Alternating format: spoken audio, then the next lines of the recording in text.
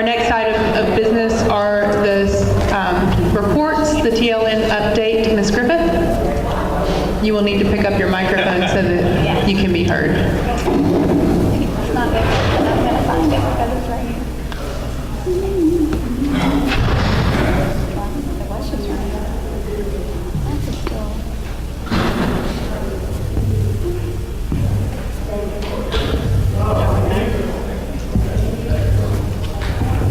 Just update from last month, no real change as far as new legislation that we're following closely. Still watching the charter authorization bill legislation. It has gone through and passed another committee, but we are okay at this point with some of the language that allows for an appeals process at the end, even if a commission were to approve a potential charter school that we did not find that we wanted in the beginning. So we're just going to keep watching that and make sure that we still have that autonomy in the end game. At this point, we're moving on to the hot topic. The House is going to listen to Bill 939 tomorrow. We all know what that pertains to, if you've heard us at all over the past couple of months. ESAs. ESAs are not our friend. They take public money and go towards private education. There is an impact potentially on our district, and as constituents continue to ask us, it does absolutely. If one of the counties that's eligible is Shelby County, which it is, those funds that we receive as a result of their enrollment could be reduced. And that is something that we continue to fight and ask all of the folks at Germantown to reach out to the local legislators. We've published their contact information, and we continue to ask that you do that. The board members that are present tonight, including myself, are all in black, as you may see, and that is in solidarity with not only educators but school districts all around the state of Tennessee to show our opposition for this legislation. Thank you, Ms. Griffith. The next item is the chairman's report. Two brief things to report. Attended the Germantown Chamber of Commerce meeting, and Mr. Manuel was the guest speaker, highlighting some of the amazing things that do happen in our district, and he did not have enough time. And so there is a lot that happens in our district that is incredible, so thank you for that. The second thing is that FAC meeting is tomorrow night at 6 p.m. at the Firehouse at Forest Hill, number 4, and encourage citizens and board members to attend to help underline that all of the things that are amazing that happen in Germantown Municipal Schools do cost money, and that is a part of what makes our schools excellent, is that we have incredible support both from the citizens and from the city. The next item is the financial report. Mr. Jones. We'll go to the mic right there.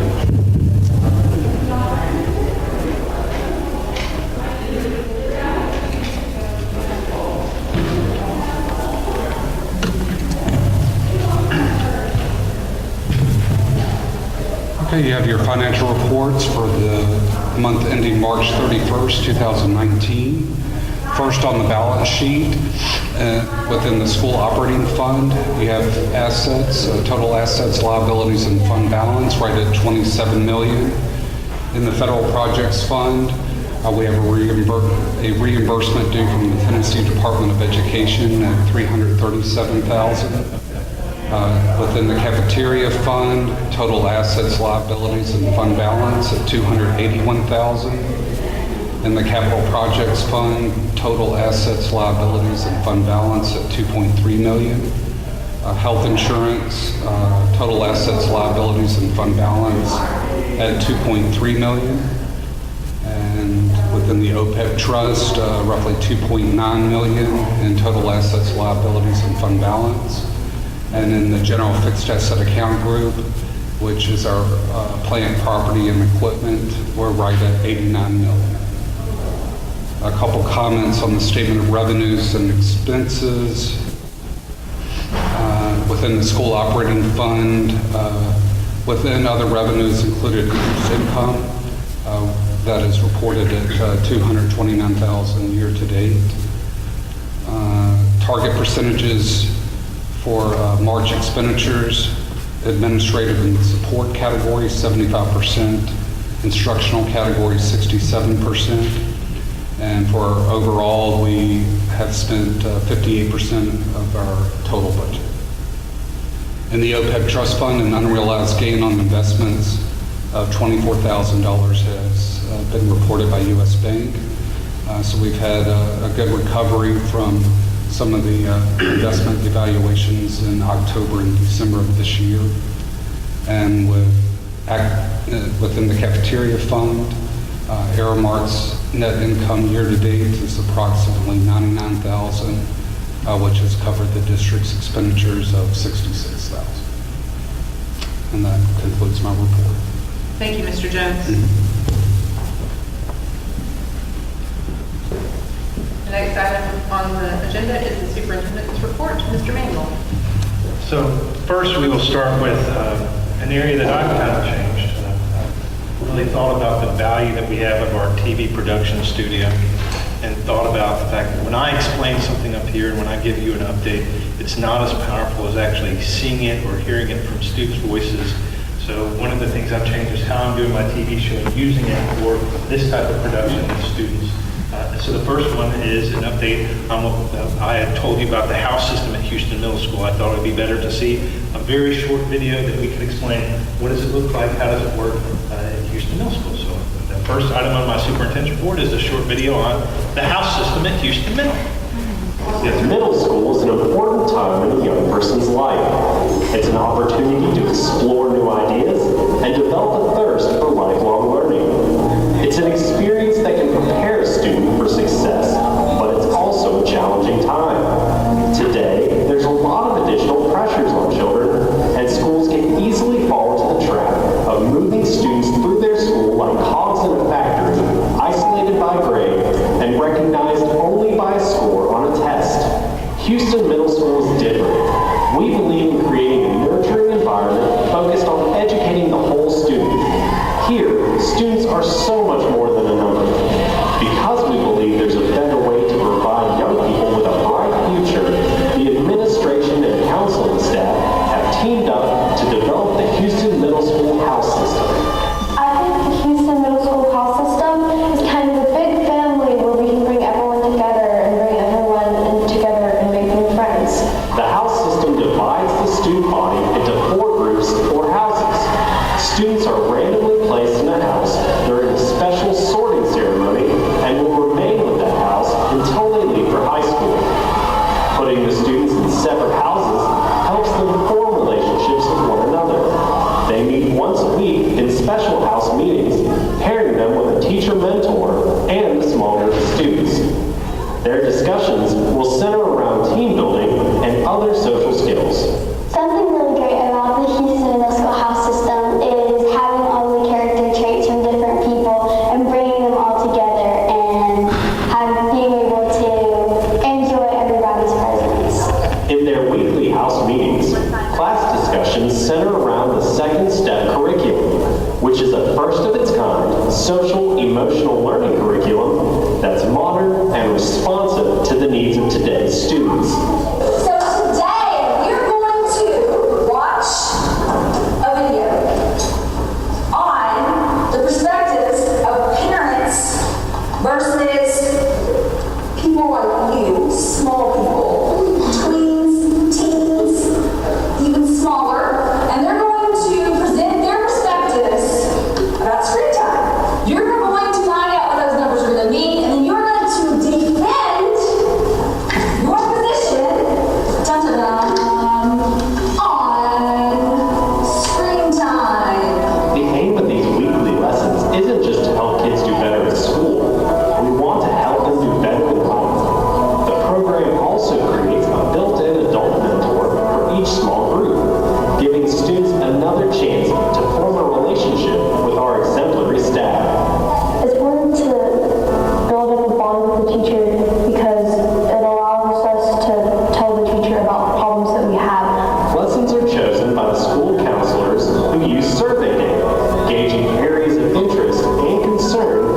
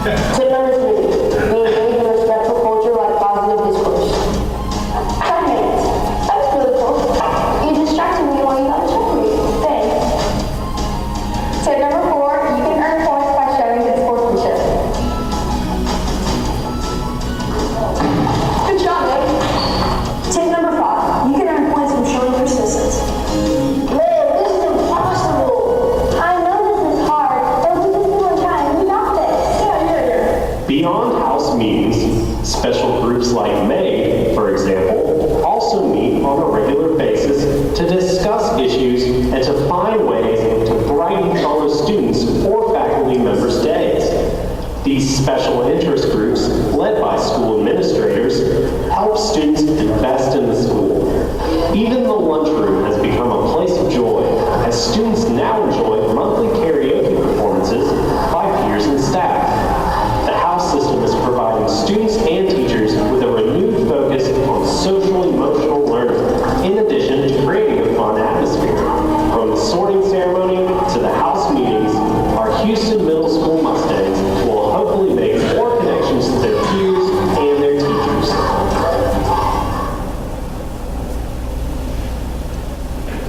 So there will be more videos to really highlight those things that we're doing well in the district from the student's perspective, because I think it is more powerful to see it than to hear us explain what's happening in our schools. The second part of my superintendent's report, as you know, we had a work session on the budget. I'd really like to show you how it's going to be repackaged for the FAC meeting tomorrow night, because it does look different, because we have to follow the city's formula for how they budget, and so the line items are different. They combine all the personnel into one category. You'll see items, supplies, materials, that's in a different category, so it looks a little bit different, but I want you to be familiar with what we're looking at. Let's see if this works. Okay. Right or not? Just click through. Okay, there we go. There's probably just lag. So first we're going to talk about some of our revenues, highlights, as you know. B.E.E. is the basic education program. Know that it is funded as a year. Last year's funding numbers really determined this year's budget. So when we look at student numbers for B.E.P., for example, it's based on the student numbers from last year. Now, there are some adjustments that are made during the year, but know that we are seeing B.E.P. projections at $28.5 million.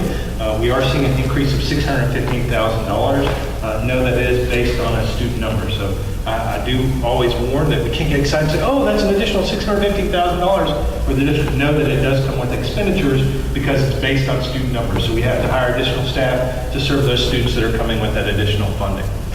With the county funding, know that that is ADA, that stands for average daily attendance. That's why our attendance is so important in the school district. They look at different periods of time, and we have 20-day reports, and that's how they determine what slice of the funding we get from the county funding.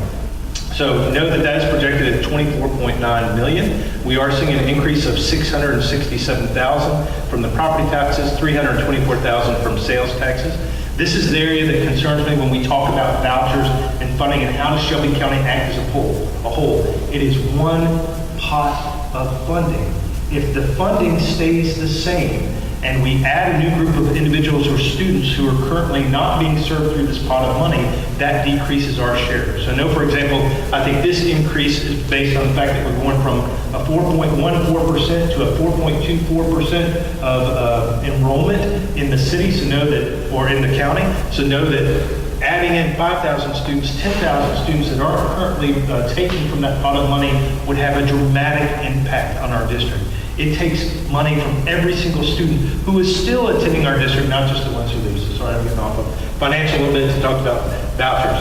The last is the city funding. Know that the city of Germantown does provide $2.497 million in a maintenance of effort, and that's determined by a formula based on the property taxes in the city. So know that that is the amount that they are required to give us based on the numbers of funding they're receiving from property taxes.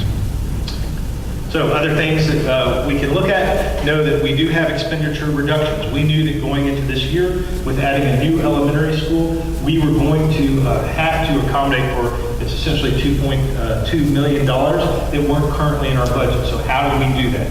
So you see the following reductions. There's a reduction of $296,000 from the technology loan. Know that we have been buying computers outright, but when we started, we were doing multiple year loans to pay for devices. Know that we have one that is sunsetting right now, and we will no longer be paying for that loan.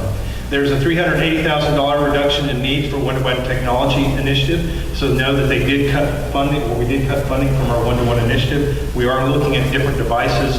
So we're looking at a Chromebook. So we're looking at some different devices in order to accommodate this reduction in funding. There is a $150,000 reduction in judgments. There were some one-time judgments last year. There's a $250,000 reduction in supplies and materials.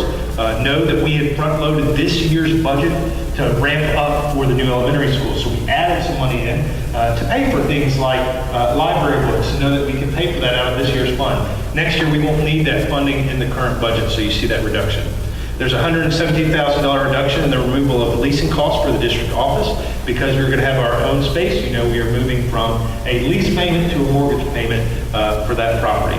$114,000 reduction in supplies and equipment and technology, $96,000 reduction in equipment for regular education support. Other highlights that you'll see, as I said, when we look at opening a new elementary school, not just the cost of building the building, you have to have a new principal, plant manager, you have to have a new librarian, counselor. All those positions are going to have additional costs. The HVAC for the school, we're going to have new utility costs that aren't currently being budgeted out of our system. So know that every single year we are going to see this impact on our budget that we now have to account for. So know that you see some of those items listed here. 7.5 teachers for MAPS, that's music, art, PE, strings, a pre-K position, RTI coach, half of a gifted position, 2 regular education assistants, 1 librarian, I won't read all of these, a nurse, an attendance clerk, lunchroom monitor, a plant manager. You can see the operational costs, but know that opening that new elementary school does have an impact year after year on our budget. So know that we have planned to accommodate for that. Other budget highlights that you'll see in this budget, we do have a state retirement system. It's TCRS, Tennessee Consolidated Retirement System. They have an actuary that looks at the cost and they do a prediction. We were told that we have to add more to all of our employees' TCRS accounts this year, so that's a required expenditure of $43,000. We are continuing to provide step increases, and know that when we have our staff, they have a step plan. So the years of service they have for us, you get paid each additional year. For teachers, it's up to step 19 that they have. So know that that step increase is built in here, and that's a cost of $400,000. Other staffing changes that you see in this budget, we do build in growth positions every single year to the budget. So as we have more students come, we can move and respond quickly and go ahead and hire those individuals without waiting for a board meeting or having a special called meeting. So there are 4 positions that are built into the budget for growth in our district. We have added a social emotional teacher that will be housed at the new elementary school. Know that this person, until students are assigned there, they can help with other school needs. And know that those students that have severe emotional disturbances, know that if they need extra support in our district, know that we can support them through this program. Other things that you see, additional half-gifted teacher at Riverdale, a health sciences teacher at Houston High School is new to this budget. We have added an additional special education teacher at Riverdale due to increased need. An inventory clerk shared by technology and finance at the central office. Half an academy registrar and whole child coordinator, and a maintenance technician for the district. So know that all these positions are new to the budget. Other costs that you'll see, there's an increase of $250,000 for textbook purchases. Know that next year is a language arts year for purchases. Know that across the district that does have a substantial increase, so there's $250,000 there. A $30,000 increase, like I highlighted in OPEB contributions. Our actuary looks at our retirees and says how much do we need to put in every single year. Know that this does differentiate us from other districts because we are fully fund our OPEB contributions. So this does not grow year after year after year and we add more retirees. But they do have to look at the market performance and they have to look at the claims in that account. When we look at $69,000 increase in custodial service contract and $308,000 in bond payments for the new district office. That'll be a yearly occurrence. Like I said, we are moving from lease payments to mortgage payments for our central office. We will talk about custodial shortly tonight. We are looking at a change of vendors for our custodial contract. So this is the format that the city uses for finances. It's dramatically different. I'm just going to highlight some of the things on here. So let's first look at the categories. Know that you see the columns across the top. You have FY17 actual. That's what we spent in that fiscal year. We have FY18 actual. Know that we are currently in fiscal year 19. I did ask Mr. Jones, can we change this? He said, no, this is the city's format. The estimated number is the actual for this current year. It's the projection of where we're going to finally end this fiscal year. So that will shortly become the actual line. So when you're looking at estimated FY19 versus the budget 19, know that that's the budget versus the actual amount.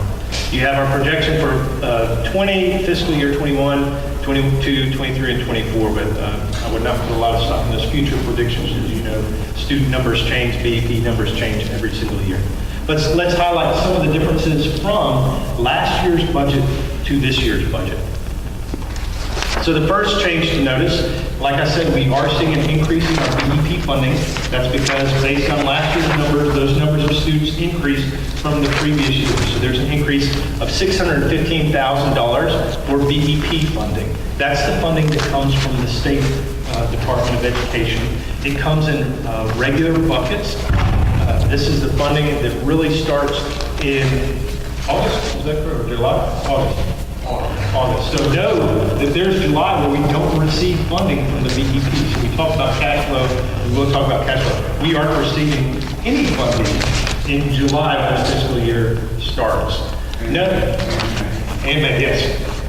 So know that when we look at the ADA, that has even more of a lag because ADA is based on mainly our property taxes.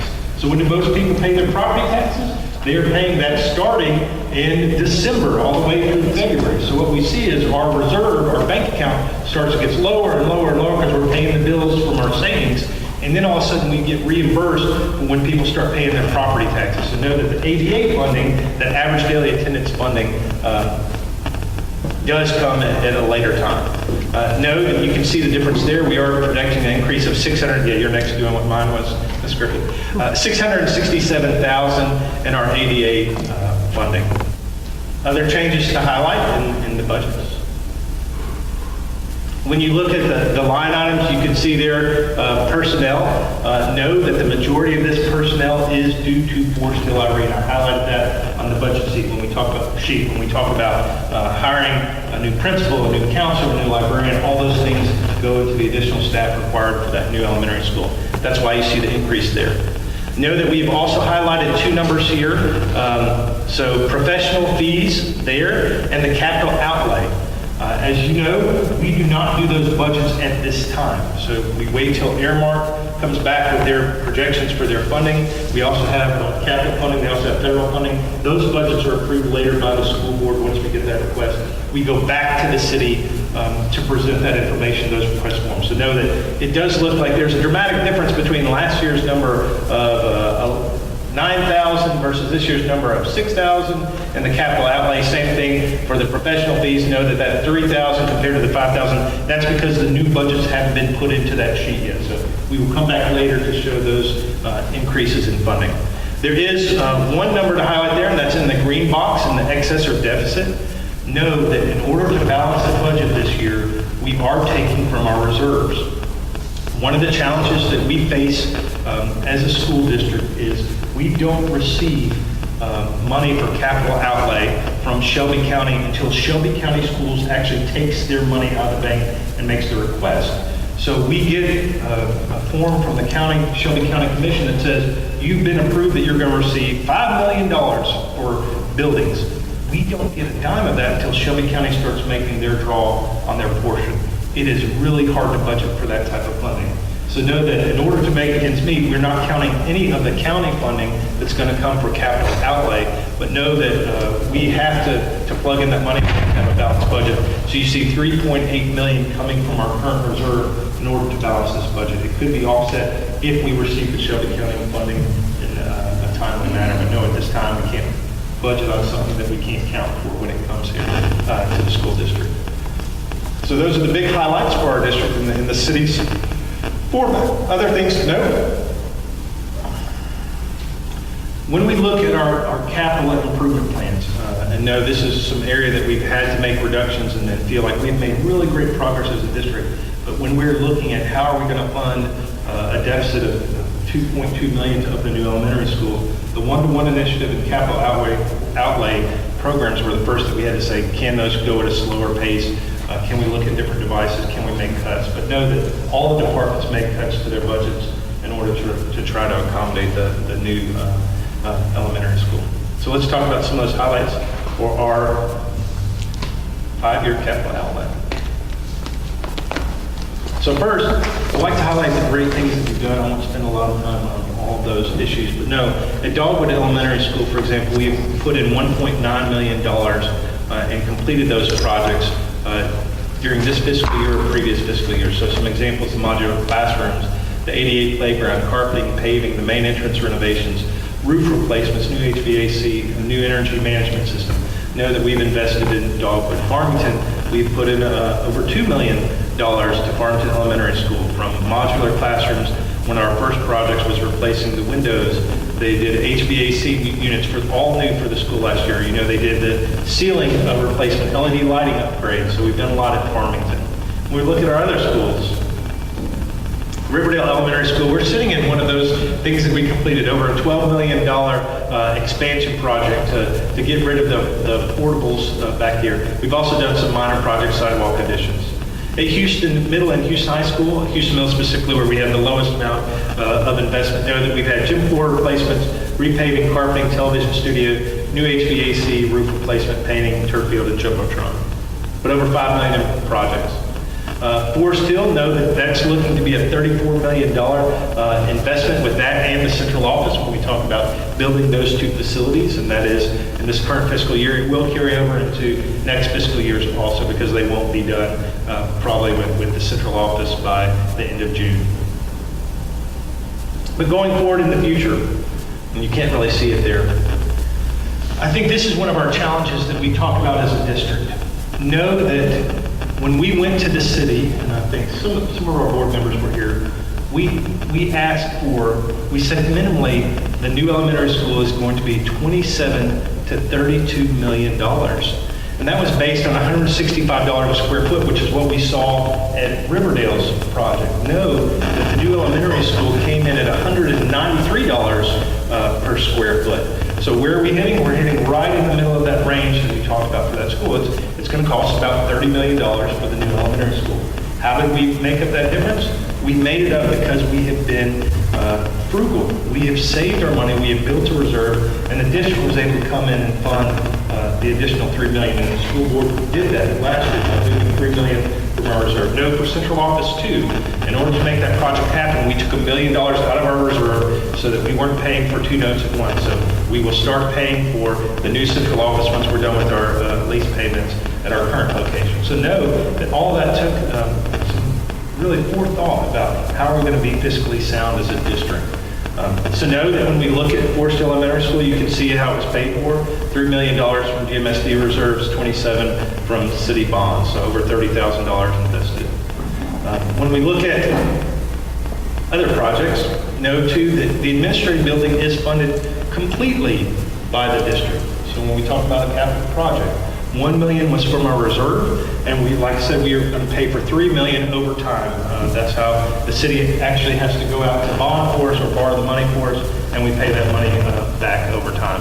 So know that that is a capital project fully funded by the district, but it did take some reserve in order to make that happen. Other projects to highlight, just in fiscal year 18, I won't read all these. Houston High School, for example, we had over $894,000 invested in fiscal year 18. Farmington Elementary School had over $1.1 million this past year because they did the ceiling, tile, and grid project at that school. We are making huge, dramatic improvements at all of our schools. Know that when we look at Riverdale, they were at $336,000 in fiscal year 18. At Dogwood, we were looking at $72,000. And district-wide, we were looking at security cameras across the district. And you can see the funding source from the city versus Germantown Schools, audible door prop alarms, and then debt service for this building. Because know that was another project that the district had to offset what the city was able to give us. So know that we have this and will be paying for this for several years. When we look at it, we're paying $220,000. So our capital outlay budget is required because we're still paying for projects that have already been completed. When we talk about moving forward into the future, we start looking at fiscal year 19. Those projects that have been done or in the process of being done, know that we're looking at a field house project, looking at $650,000 from GMSD and city sources, looking at Farmington Elementary School, $725,000, removing the portables, upgrading bathrooms there. Riverdale Elementary School, we're about to embark on a big project at this school, especially in the older part. We are removing the ceiling tile and grid. We are adding LED lighting. We are removing the boiler and chiller in this facility. It is going to be a dramatic change from what they currently have. And if you've seen Farmington's, it's going to be an incredible change for those students and staff here. Now, at Forest Hill Elementary School, that is being completed this current fiscal year. We're looking at $30 million for that project. Dogwood Elementary School was looking at over $1 million because they were looking at bathroom upgrades, playground. They are getting painted, removing the portables at that school. And district-wide, we were talking about, we moved $1 million from our reserve to start that project and know that the debt service for that will be $307,000 a year. Moving forward, and all in all, you can see those totals. GMSD's in for $1.2 million, the city's in for $336,000, and then Shelby County dollars at $1.1 million. Then where are we moving forward? What are those projects that the board has identified? What have we seen as being those needs for the district moving forward? So we have this commitment to pay for this field house for a period of 5 years, bathroom upgrades across the district, at Houston High School. Band addition paddock, know that we haven't put those out to bid yet, but part of that field house project was building a pavilion, removing that current storage, adding space for them to practice in and also have storage at Houston High School, and then renovating the auditorium there. We have budgeted for, we're planning for a softball field there at Houston High School. At Riverdale Elementary School, we have a painting project, bathroom upgrades, addition debt, like I said, you're going to see that debt service payment for many years to come here at Riverdale in our budgets. When we look at other schools, Dogwood's looking at $2.3 million, ceiling, tile, and grid in the future for them, security upgrades. When we look at Houston Middle School, this is one of those areas, so that form that I showed earlier when we were asking for the new elementary school, we also identified the fact that we did not have middle school space at Houston Middle School. This facility that we're in right now was just removing portable classrooms and putting in brick and mortar solution. It was not built for the growth in the district. So we identified and talked to Cindy, I think that was from February of 2017, that we presented that to the BMA, that we also had middle school needs in the district. They were only able to fund us the needs for the elementary school at that time, but know that this has been a concern. And look what we said, if we were going to make the new Forest Hill Elementary School a K through 8 school, the cost of that would be an additional $14 million to build that at the same time. And know that we were looking at building something comparable to what we're in right now at Riverdale. Know that there was an academic decision because we were looking at having around 200 to 250 students, that's all in their middle school level, and know that that would be a challenge to have a K-8 school with that small middle school population. So instead of building on to Forest Hill Elementary School, we discussed adding on to Houston Middle School and making sure that could accommodate the new student numbers. So know that when we look at our current project that's coming up for Houston Middle School, we originally talked about it being a $14 million need. Know that when we talk about Houston Middle School, to build 40,000 square feet onto that, it is going to cost, just basic numbers, over $8 million for that Houston Middle School addition. The city has discussed giving us $5 million for that project. Once again, the school district, because of the way that we've built our reserve, is going to have to offset that project with money from our reserves. So know that when we look at, once again, district-wide, you will see continue that debt service payment for the central office to the city. So how does it add up?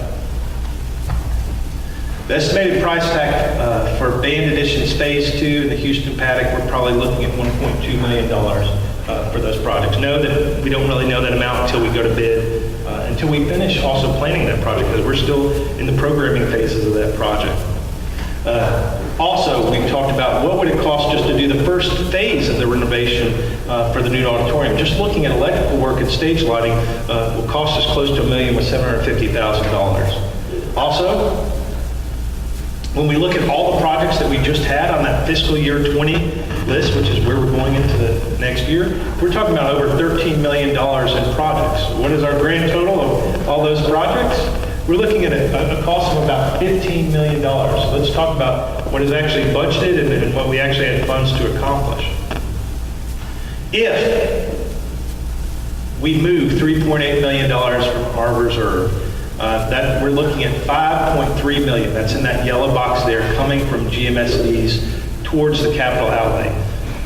If also we get $5.7 million from the city of Germantown, what they have promised to give us for these projects, and if we get the Shelby County dollars on top of that, which is, they have told us we should be getting $5.2 million. We don't know when that's going to come. If all of those hit perfect, we're still short $2.8 million for the capital outlay project. So what does that mean? That means projects don't get done, or we have to move our timelines and change the expectations for when we're going to complete the projects in the district. So that's if all of those things happen. So without us moving $3.8 million from reserves, we're looking at a deficit of over $6 million. So let's move on to why. So we're talking about this big need. Why do we need Houston Middle School Station? So know that this is a number that we've shared with the board, that we shared with the publicly. The red line is programmatic capacity at Houston Middle School. Our projection is that number is going to continue to increase as far as the students here, but know that we can, at best, if the students come in even buckets across all the grades and we fill it up to what the state allows the most, we're looking at 930 students that we could cram into Houston Middle School. Know that right now we are well over that with 994 students, but you can see 979 once we grant all the transfers going to and from all of our schools. So we're right now, without any growth, 49 spaces over, like I said, if we were filled to the brim with students. So that's why right now they're teaching out of the science labs. They're using spaces not designed for educational uses in order to educate our students. That's why the middle school edition is so necessary. Here's our early mock-up of what we're talking about for the Houston Middle School edition. Know that we're still going through the early stages of programmatic design, but one of the things that we heard from our community was really looking at how can we fix those issues at Houston Middle School that we currently have. So first is get a secure entrance. Right now at Houston Middle School, you're buzzed directly into the hallway, you don't go directly into the office. So just like we are here at Riverdale, we would like a secure entrance to control the flow of people coming into the schools. Second, we would like the classes to be fine arts wings there. So when we talk about how we use class spaces, if we're going to build something new, that would be the best use for those. So know that if we were going to build 3 art classrooms, a vocal classroom, an orchestra classroom, and a new band room, we would be looking at 10,000 square feet, and that's over $2 million.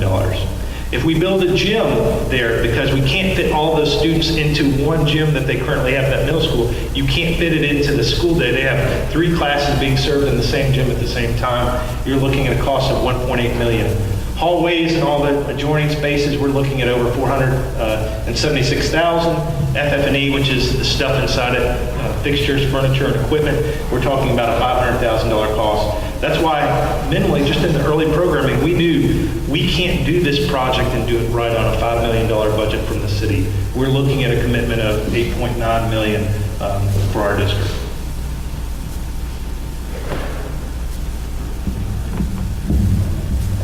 So, if you can see how it is currently funded, if we are moving $3 million from our reserves and $5 million from the city, that still doesn't accomplish all the things that we need to accomplish at Houston Middle School. So we're going to have to, like I said, move projects, push them down to future years, or find additional ways, or cut from this current program.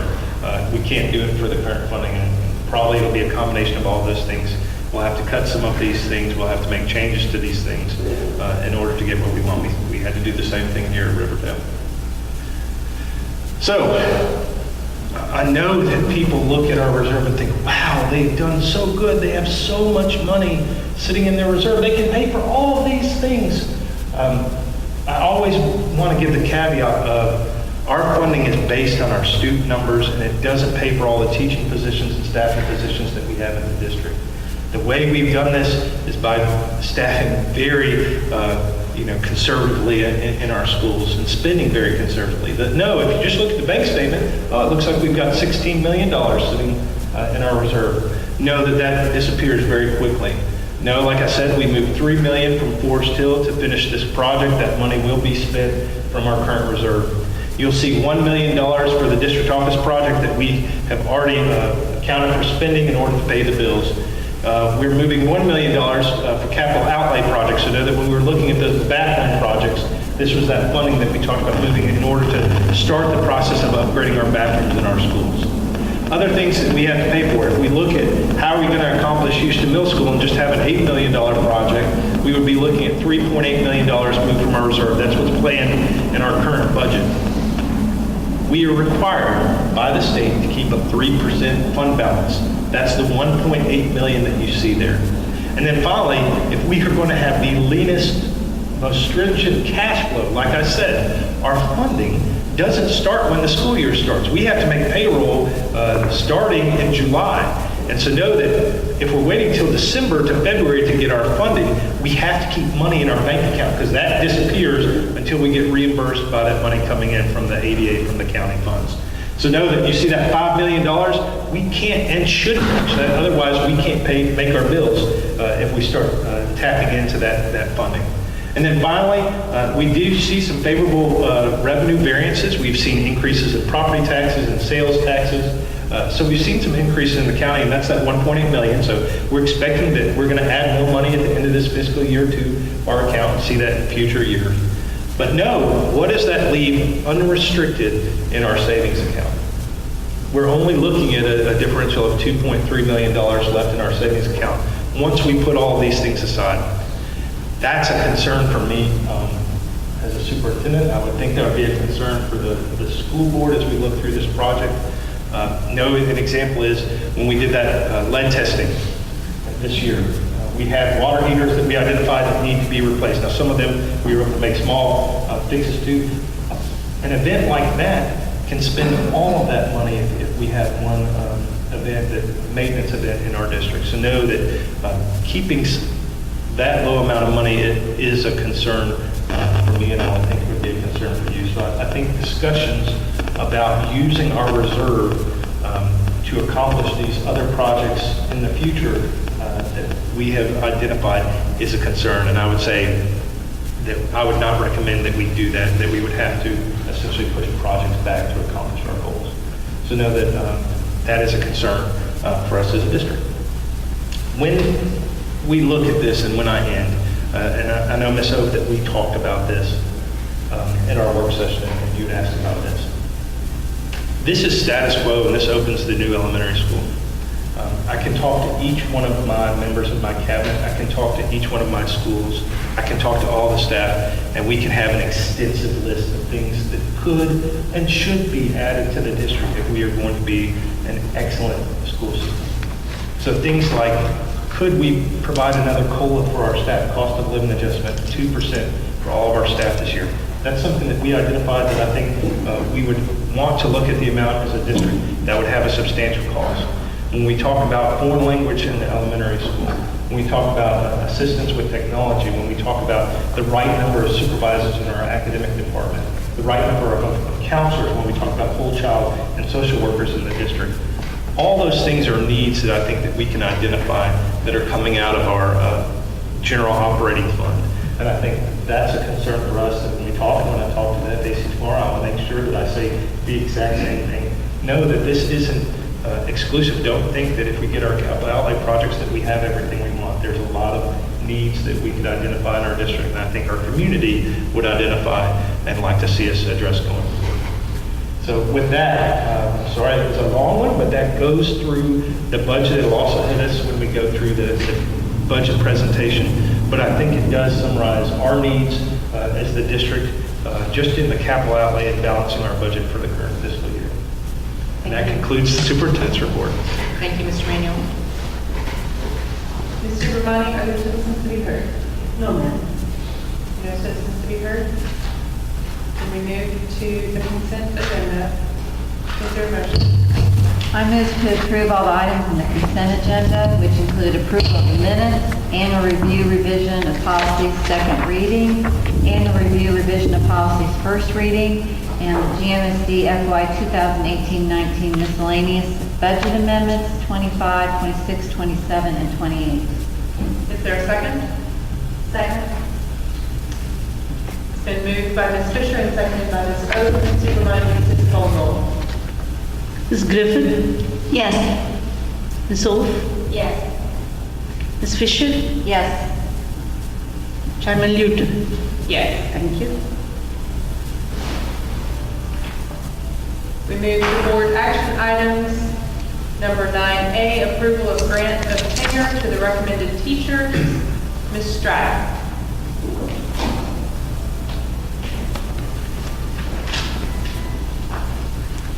Good evening. The GMSD, Make sure your mic's on. can you hear me? No. Nope. There Can you go. hear me now? Yes. Good evening. The GMSD HR department is excited to bring to you tonight this year's list of certified staff members who are eligible for tenure consideration in GMSD. We have 31 staff members who are eligible for tenure, and in order to be tenure eligible, these staff members needed to serve anywhere between a 2-year or 5-year probationary period. In addition, they needed to have overall level of effectiveness score of either 4, which is above expectations, or 5, which is significantly above expectations. So tenure is a district-to-district school board decision, so we are grateful for your consideration for these staff members. Thank you, Ms. Stratton. Is there a motion? I move to approve the grant tenure to the recommended teachers by Ms. Stratton. Is there a second? Second. It's been moved by Ms. Griffith and seconded by Ms. Fisher. Is there any discussion? Yes, I would like to clarify that once the board has voted on this, we will have a celebration for those teachers receiving tenure at our next board meeting. Are you ready to vote? Ms. Supermani, would you call the roll? Ms. Wolf? Yes. Ms. Fisher? Yes. Ms. Griffith? Yes. Chairman Newton? Yes. Thank you. The next item on our agenda is item 9B, Dogwood Elementary School Painting Project. Mr. Cathy. Yes, ma'am. Thank you. What you have before you this evening, we had 4 bids for the Dogwood painting project. We were very grateful that Savage Brothers was there to bid. Otherwise, the cost would have been a lot higher. They were the company that painted Houston High School last summer. It is definitely time to paint Dogwood, so staff over there is excited about it. We're excited to get to work on it. We just need this board's approval this evening. So what you have before you is a recommendation to approve Savage Brothers in the amount of $122,978. Is there a motion? I move to approve bid number FY 2019-0004 for the painting of Dogwood Elementary School to Savage Brothers, Inc. in the amount of $122,978. I'm sorry. $122,000. I'm sorry, I don't have my glasses on.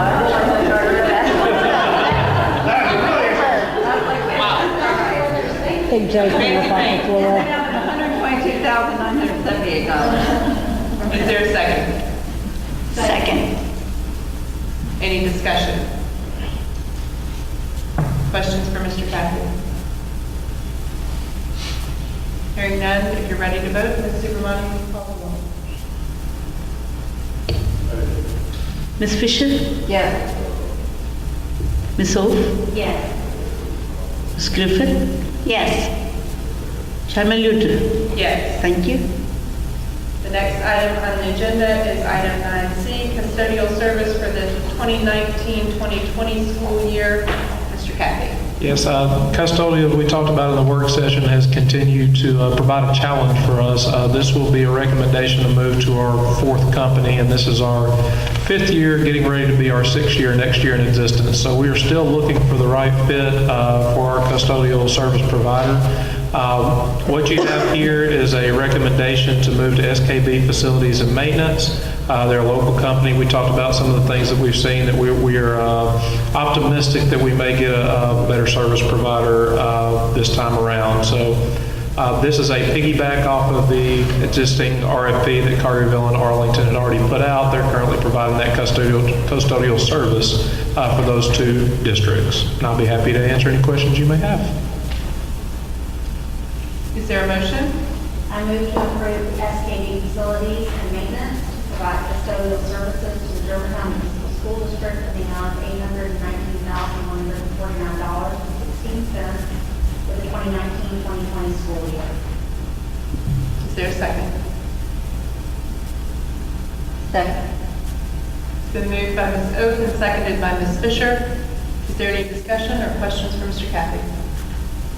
I appreciate all that you shared with us about this proposal in the work session. I think it's really important at this point, after all that we've been through with the multiple providers, that this local company not only is easy to, get a hold of, as you expressed, if we should have any concerns, and also I liked the hotspots because basically they have crews that are kind of set up for utility in case of emergency. They dispatch and can come out. And that was, I think that's a really, really positive thing that they bring to the table. Any further discussion? Ms. Supervisor, will you call the roll? Ms. Griffith? Yes. Ms. Wolf? Yes. Ms. Fisher? Yes. Chairman Lute? Yes. Thank you. Thank you, Mr. Kathy. The next item on the agenda is item 9D, GMSD fiscal year 2019-20 general fund budget, first reading. Mr. Jones. So as you saw, I won't go through it again. We went through the budget extensively during the superintendent's report. I'll be glad to answer any questions or provide follow-up if you'll have it. Is there a motion? Oh, I'd just like to comment real quick. I do want to thank the superintendent, Mr. Jones, and all the district staff for their hard work this year. In the past years, we've always, when doing the budget, have had funds left over that the board could look at to add to specific needs in the community and for our schools. And this year, we needed to come up with an extra $2.2 million to run Forest Hill. And so they were very creative. They did some reorganization with district staff. We had some additional funds come in from the B.O.E. and the county, and they were able to have a balanced budget that provided the funds to open Forest Hill Elementary. And also, too, I will have a quick, I was very appreciative they added in a spot for a staff position for social-emotional staff member that will work with our elementary school students that are in need of just additional mental health assistance. And that will really benefit our students and our families and our community. So again, I want to thank all the staff for all the work that they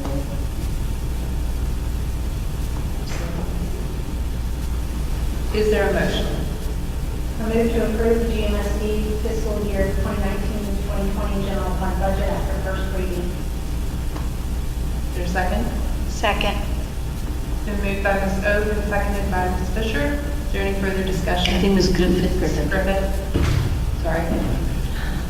I would like to piggyback on Ms. Fisher's comments and thank the staff for their hard work into the budget. This was not a fun budget year. We had the additional funds to do some of the things we want to do. And I appreciate the challenge that we faced.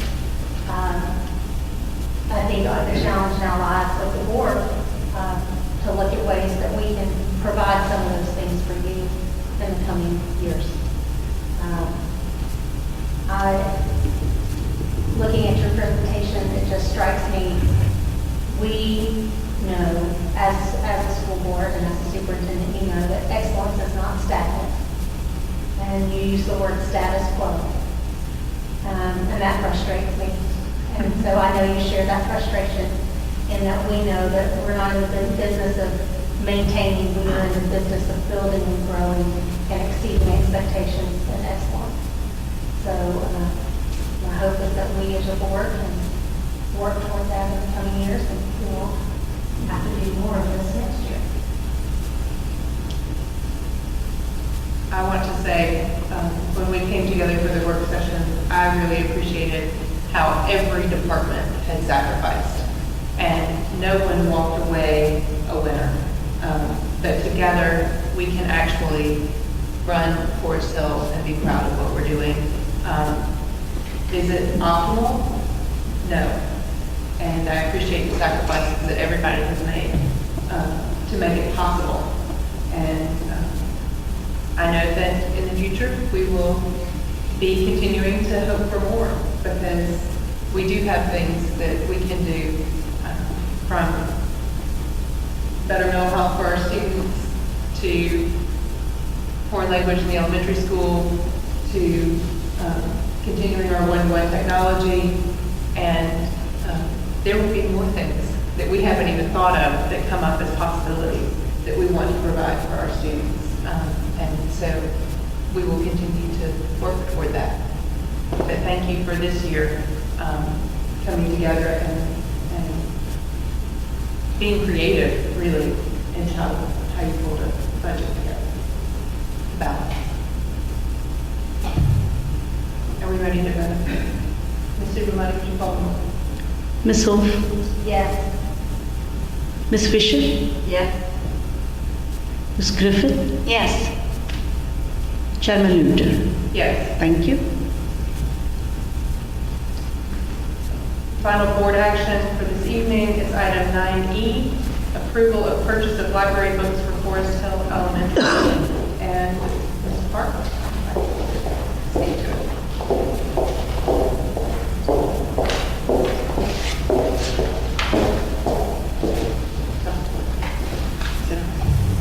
Okay, so we would like to bring to your attention for a vote the purchase of the approval of a complete library book collection for the Forest Hill Elementary School.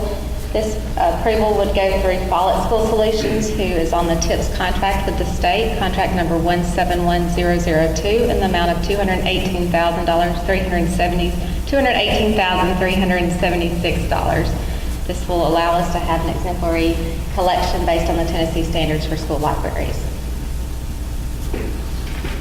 Is there a motion?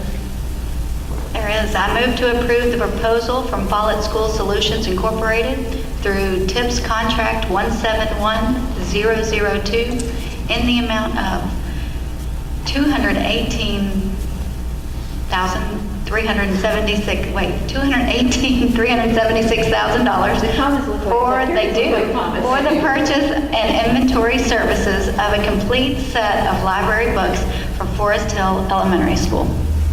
Is there a second? Second. It's been moved by Ms. Griffin and seconded by Ms. Oates. Is there discussion or questions for Dr. Park? I just get excited about buying books. The idea of an exemplary library collection designed by Tennessee library standards, that makes me very excited for the kids. I think they're going to walk into the library and see all these new books and just light up. It's going to be wonderful. So that makes me excited. We get to come visit, right? I'm ready to read. Thank you. We're ready to vote. Ms. Supermodel, will you call the roll? Ms. Fisher? Yes. Ms. Griffin? Yes. Ms. Wolf? Yes. Chairman Luter? Yes. Thank you. There being no further business, we move to announcements. We have several things coming up in the next month because it is the end of school. April the 28th is the GMSD 5K Stampede. May the 6th is the GMSD Orchestra Concert. May 7th, GMSD